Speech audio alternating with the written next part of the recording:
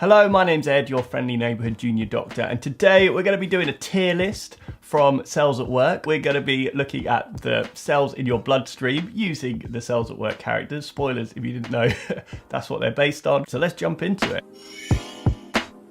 First up, the B cell. Got a lot of respect for the B cell. Matures into the plasma cell, and their main job is to produce antibodies, which you've probably heard a lot about given the fact we're in a pandemic. So he's really the end result of the adaptive immune response, and for that he needs a lot of people to make sure he does his job properly. Still, very important job to do. Without those antibodies, you're not going to be neutralizing pathogens, and the rest of your immune system is not going to be able to recognize those pathogens. I'm not sure how long you could live without your B cells. Probably a little bit of time, because when babies are born, they don't really have an adaptive immune response. So that's one thing going against him. Because he's the first one, he's a solid choice, and because he begins with B, I'm putting him in B tier. The neutrophil. Here we go. Now you're talking. So the protagonist, or one of the protagonists from Cells at Work, and the most common white blood cell. So 2/3 of your white blood cells are going to be these bad boys, and for good reason. They are pretty much the main part of your innate immunity. So your body's ability to kill bacteria that it doesn't need to recognize the specifics of. Probably the coolest thing about them is that they phagocytose, so they eat the enemy, let's call them the enemy, but the pathogens.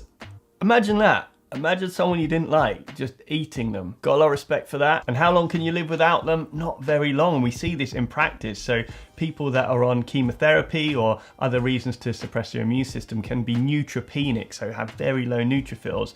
And what do they come in with? Well, you worry about them getting an infection and then becoming septic, so getting an overwhelming infection. So unless you're going to spend your whole life hermetically sealed, you're going to need those neutrophils. I'm going to mark them down for one reason. They only really have one job, and that is to be very mobile and eat a lot of things. So for that reason, they're kind of a one-trick pony. But nevertheless, what they do is pretty badass, and you definitely need them. So I'm going to give them an A tier. Next up, our other protagonist, the red blood cell. Is it really a cell though? Because they've lost their nucleus. It's pretty much a cell membrane packed full of hemoglobin to help transport oxygen around.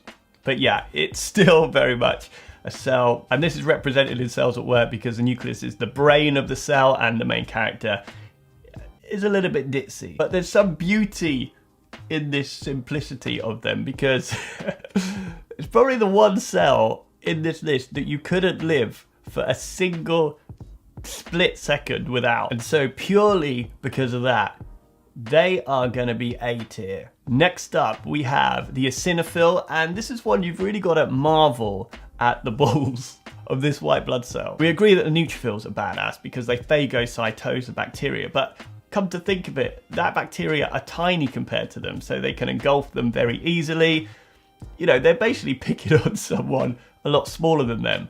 Not the eosinophil though, they take on monsters compared to their size. So their job is to kill parasites, so many times bigger than them. It's the ultimate David and Goliath story. Instead of a slingshot, they latch onto them and inject digestive enzymes into them. On any other day, that would be an S tier move. However, eosinophils are involved in some not so useful activities too. Sometimes they don't know when to stop, so they're involved in hypersensitivities, particularly a type 1 hypersensitivity like asthma, and you get lots of eosinophils in the area that produces lots of inflammation. That's not what you want. And so for that reason, I'm gonna bump it down a few places. It's gonna go C tier. Next up, the basophil. Really? We're gonna talk about this guy? No one knows what they do, unless you were the poor sod that had to write a random PhD paper on them. No one knows these guys. And in Cells at Work, he's represented by this like mystic ninja. And just like mystic ninjas, you don't know what they do, you never see them, and there's probably not many of them either. I don't want to award them too harshly in case they come after me, but anything that makes up less than 1% of the white blood cells in your body, you could probably do without it. It's going C tier, purely so I can sleep tonight. Monocytes. Come on, dude. I mean, respect for the monocyte because it turns into the macrophage and the dendritic cell. We'll get onto them. But on its own, Really? We're gonna judge you on that? Judging these is like judging me when I pissed my pants at nursery school. Monocytes, you're going to the bottom in the D tier.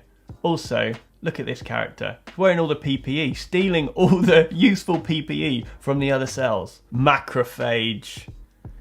Now we are talking. Everything about this cell is a badass. Macrophago is a big eater, just like a neutrophil. Okay, it's not as mobile or as plentiful as neutrophils, but does a neutrophil antigen present to kick off the adaptive immune response?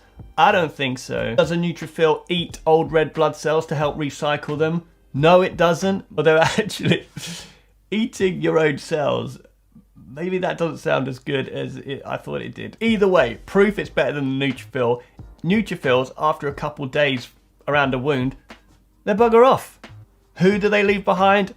The macrophages to sort out their mess. Basically, neutrophils ain't got no stamina.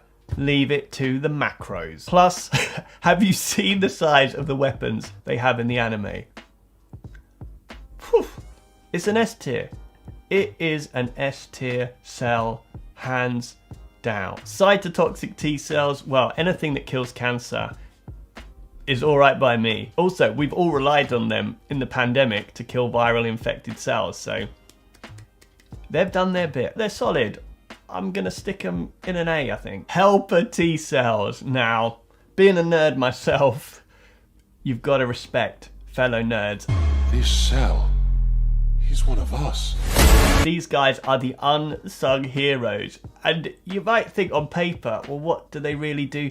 They are the team players, if not the leaders of your immune system at a cellular level, coordinating which cells are needed for a particular disease. I think calling them helpers underplays their value, and sadly we know the impact of not having helper T cells, because these are the cells that the HIV virus infects. So if you have this virus for a long amount of time and you're not treated, this can destroy all your helper T cells, and meaning you become highly susceptible to opportunistic infections and some cancers. The helper T cell, it's an S tier for me. Dendritic cells. I mean, they look pretty cool. They have these projections. That's why they get their name, because they have these tree-like projections, because they are a huge antigen presenting cell. So the more projections they have, the more they can present the antigens on their surface. But they don't have the phagocytosing power of something like the macrophage.